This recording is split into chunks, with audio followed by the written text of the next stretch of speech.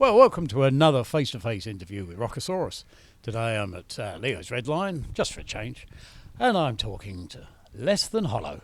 Welcome to the Leo's, guys. Cheers. Yeah, cheers, man. Thanks. Thank you. Hello. No, you see, I told him. Remember to talk to the mic. And he's going to be one of the armpit It's going to be guys. one of those. He's Definitely the singer, for God's armpit sake. guy. You Look think at he's him. used to talking into a microphone. Nope. I'm used to it. I mean, my head looks like a microphone anyway, so... Well, I won't talk. I mean, now you mention it. I've never noticed it before. I'm actually the receiver for the whole of this conversation. Yeah. Just got talking to him. You are a wireless system. Like Mystic Meg. Wireless head. Yeah. Yeah. Radio head. Radiohead, Yeah, there you go. Yeah, what a connection. So, guys, Less Than Hollow, describe your style. Alternative rock with a bit of nu metal. We have metal elements, I would say. And I'm not talking about the stuff from the ground. Yeah. No lead. No lead. Yeah. I mean, we're mostly based in like the kind of like Godsmack and 3 Days Grace. You know, dare I say it, people don't like them, but we do. Nickelback. Yes. You know, so we like to put the show on, you know, and things like that. People love to hate them, don't they? Yeah, They do, well, yeah, really, but do you know the actual story why people don't like them? I'd love to know that. It started out from so some comedian apparently in America. Well, this is what I've heard. This is a rumor mill. YouTube is my fact checker on this one. Yeah.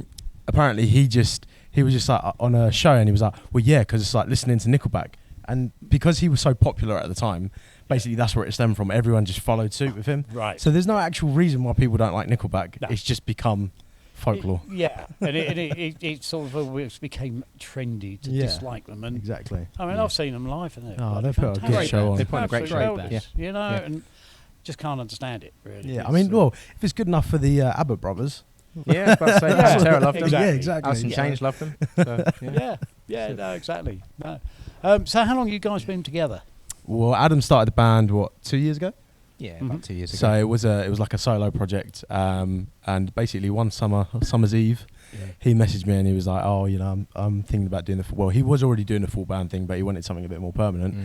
And he was like, you know, it'd be really cool if you could jump in, because we'd played in bands before. We played in a band called Applecore and another band called Kretos. That was my band when we was little 16-year-olds running around trying to get into Leo's. And basically, I was just like, well, let me see, because, you know, I've got kids and stuff and I've got a family, so it's a bit of a big commitment. And I was like, yeah, you know, fuck it. Am I allowed to swear? Of course you can. Okay, fuck it. Yeah, Let's do it. Yes. Nobody fucking watches these anyway. So. Well, I don't know if it's like the YouTube thing where you're not allowed to swear so fast in, and then you get to like halfway through, like fuck.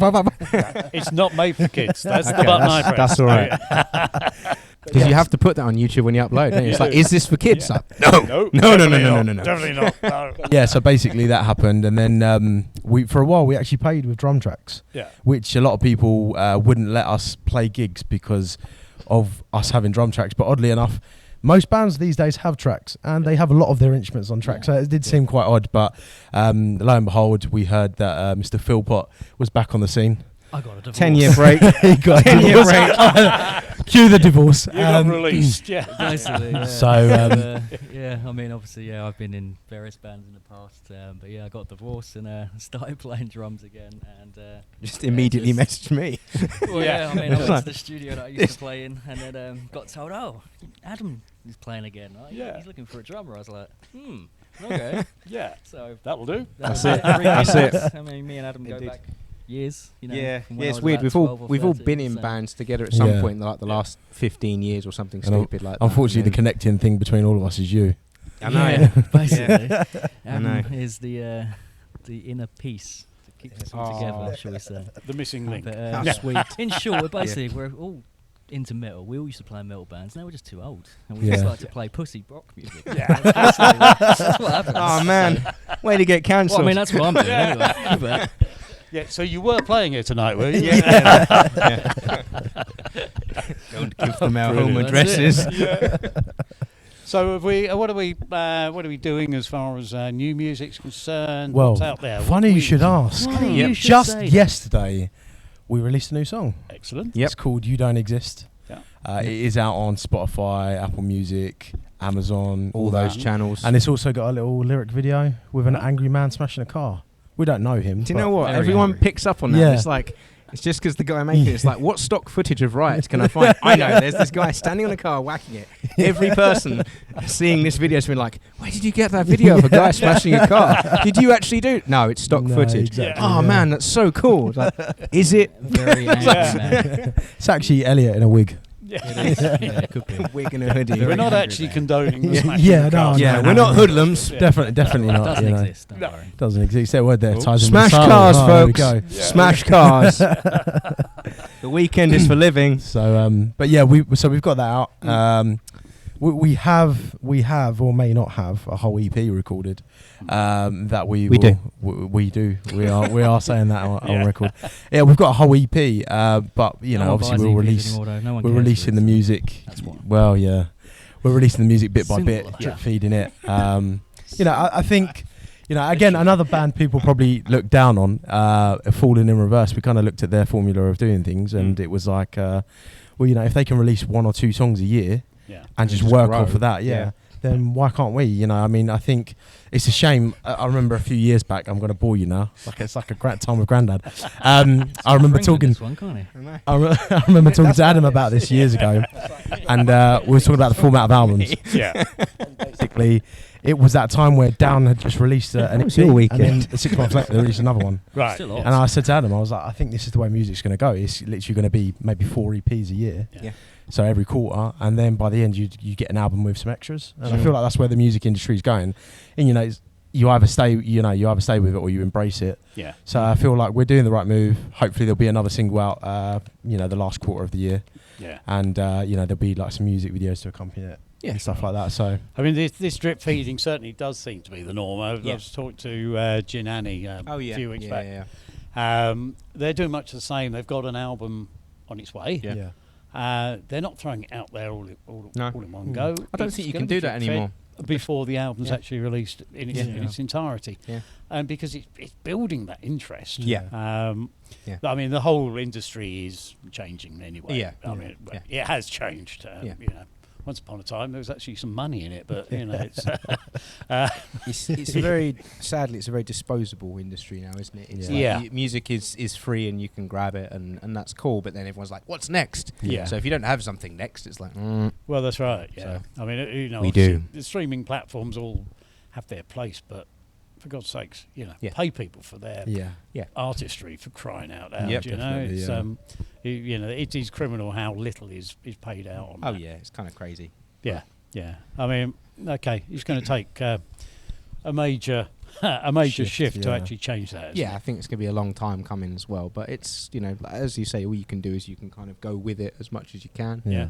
And so you know, Dare we say Metallica was right? yeah. Yeah. I'm afraid there were. Except for the snare drum. Yeah. Yeah.